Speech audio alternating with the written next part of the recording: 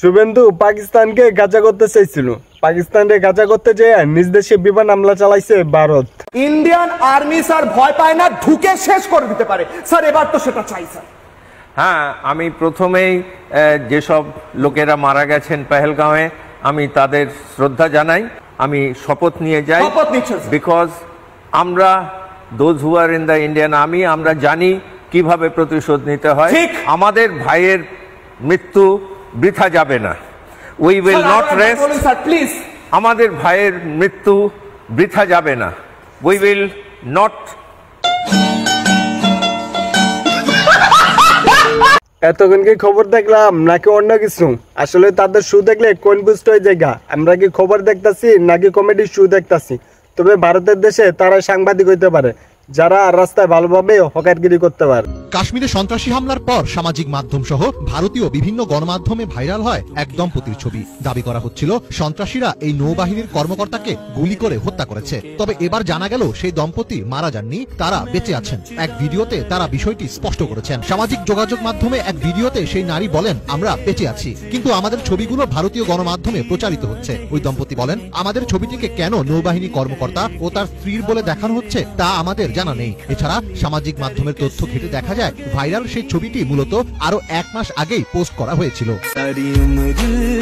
ভারতের সাংবাদিকরা হকার সাংবাদিক, মিডিয়াগুলো হচ্ছে পুরাই জোকার মিডিয়া। আগে জানতাম না, তারা এমন খবর ছড়াইছে খবরটা পুরো পৃথিবীতে ভাইরাল হয়ে গেছে, অথচ এমন একটা খবর ছড়াইছে যে খবরটা একদমই বাস্তব নয়।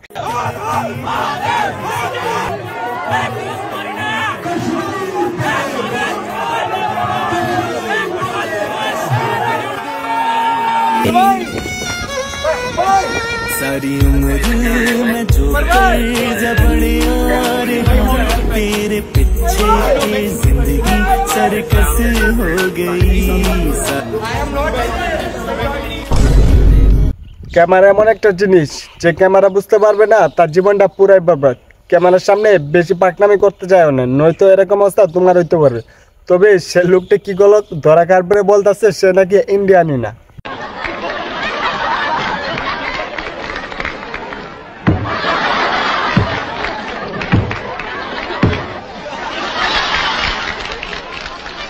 ভারত পাকিস্তানে দুই দেশে তো চলতেছে উত্তেজনা, বাট বাংলাদেশে হচ্ছে এই পরিস্থিতি। ভিডিওটা অনেক বেশি ফানি, বাট বাংলাদেশের পরিস্থিতির সাথে অনেকটা মিল আছে। এখানে কেন আসছে? আমরা এখানে কেন আসছে? আমরা জনসংখ্যা থেকে আইছি। Bro, what are you talking about, man? জনসংখ্যা থেকে আইছি। কোন জায়গা থেকে আসছে? আমরা আওয়ামী লীগের রিয়াদ করতে আইছি। আওয়ামী লীগের থেকে আইছি।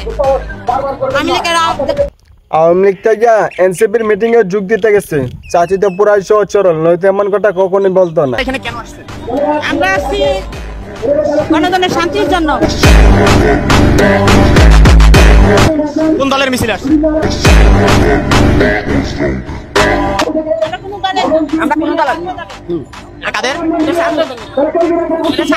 নানি এটা কইল কি রে ভাই? নানি নাকি ছাত্র দলের? ছাত্র দলে তো শিক্ষার্থীরা থাকতে পারে, নানি আবার কবে থেকে পড়ালেখা শুরু করলো? আপনারা এখানে কেন আসছেন? আমরা আসছি। আপনারা এখানে কেন আসছেন? কেন আসছি আমরা একটা মুয়ার জন্য,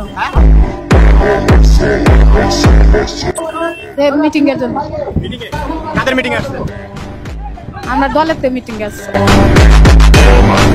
এই ভিডিওটা তৈরি করার পর সাংবাদিককে বাইচে আছে নাকি পাবনা হসপিটালে চলে গেছে আমার জানা নেই। আপনার কি মনে কমেন্টে জানাতেই পারেন।